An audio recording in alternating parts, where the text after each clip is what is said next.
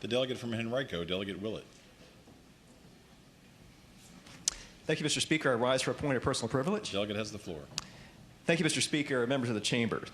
We've heard a very robust debate last night, actually late into the night, about what history we should or should not be teaching and how that teaching may impact our children. You will be relieved to know that I am not here today to rehash those hypothetical impacts. Rather, I'd like to share a real-life story of the example of knowing the effect of knowing your Virginia history. This story is about me. I really did not even know what Black History Month was until I entered the 8th grade in Prince Edward County High School in Farmville in 1976. That was the year Gerald Ford actually promoted the celebration from a week to a month. I had attended a lab school for my elementary years in the early 70s. That school was technically integrated, but the students were mostly white. Prince Edward County High School was 75% black when I entered it in 1976. During Black History Month, my high school had a series of student assemblies where we heard from distinguished African American leaders in our community and also learned about the leaders who were no longer with us but made such a difference in the lives of others.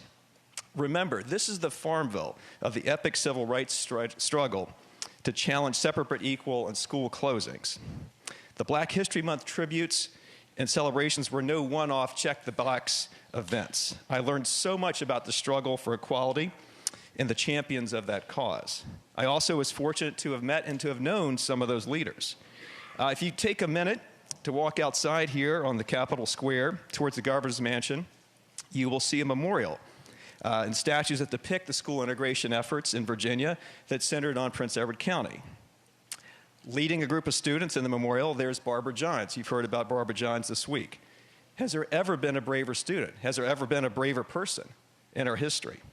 I did not have a chance to know her personally. She had left Farmville before I moved there. But her legacy lived large in those Black History Month presentations and other remembrances and reflections.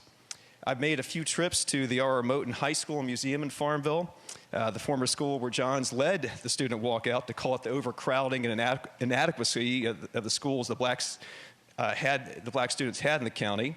The museum does an excellent job of capturing Johns' remarkable life and actions in the civil rights struggle of Virginia.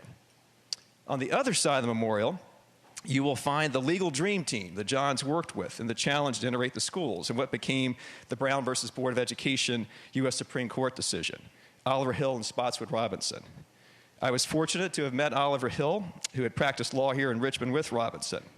Today, there are buildings, scholarships, programs, et cetera, named in Hill's honor. But his most significant distinctions came from the impact of his legal decisions on families of color and the countless people of all races he inspired to pursue a career in civil rights law. On the opposite side of the memorial, Reverend L. Francis Griffin. The schools only reopened in Farmville after Reverend Griffin sued the school board on behalf of his two daughters who were kept out of school there. He sent them to live with family in California for the 5 years that the schools remained closed. I later went to school with one of Griffin's sons. Remember Griffin himself as the fighter for equality that he was. He was the pastor in the First Baptist Church in Farmville, the Black Baptist church his father led.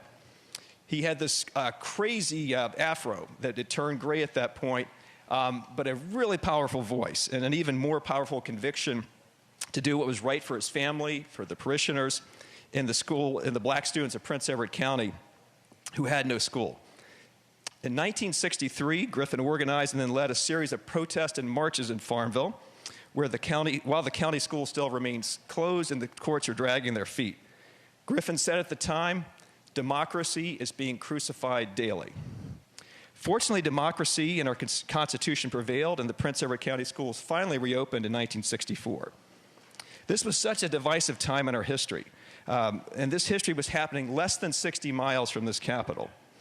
When I started high school in Prince Edward in the mid-1970s, the school had just graduated its last class that included black students who had previously been kept out of the school for almost 5 years.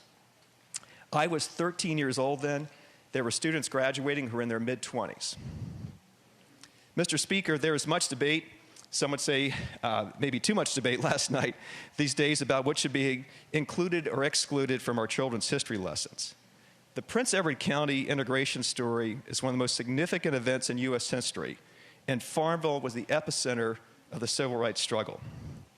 That history and my experience in the Prince Edward County schools forever shaped not just my education, but my life and career.